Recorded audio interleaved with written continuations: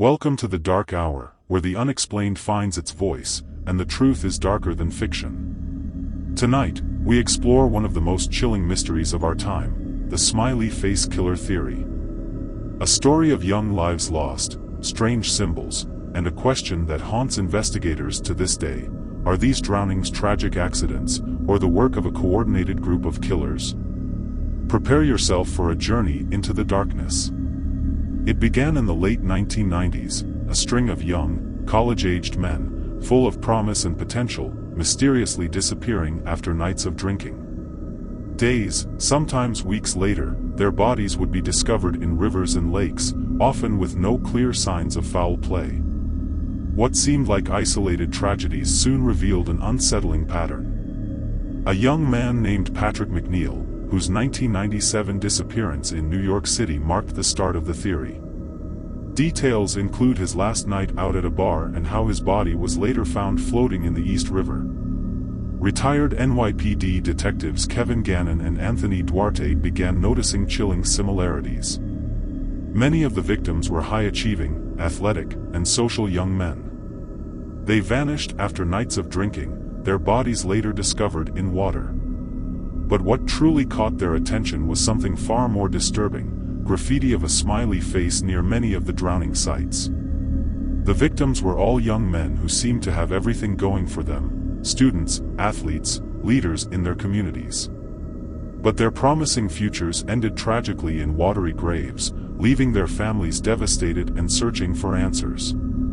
There were profiles of several victims, including Patrick McNeil, Chris Jenkins, and others. Family interviews reveal their grief and the strange circumstances surrounding their deaths.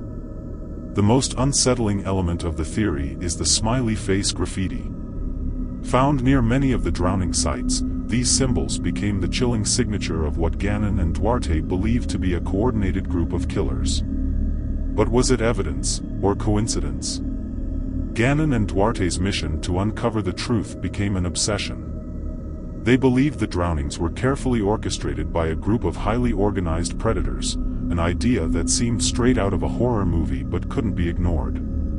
While the Smiley Face Killer Theory gained media attention, it also faced heavy criticism. Many experts, including law enforcement, dismissed it as a conspiracy theory, pointing to a lack of concrete evidence and suggesting the drownings were tragic but coincidental. But what if the critics are wrong?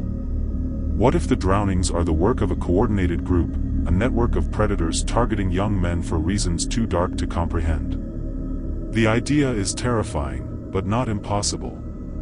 For the families of the victims, the pain is unending.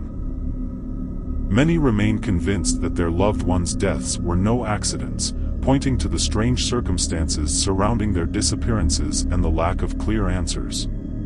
To this day, the Smiley Face Killer Theory remains unsolved and controversial.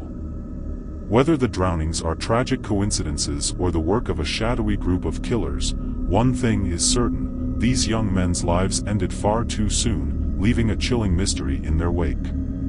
Thank you for joining us on the Dark Hour. What do you think? Could this theory be true, or is it all a coincidence? Share your thoughts in the comments, and remember, some questions are better left unanswered.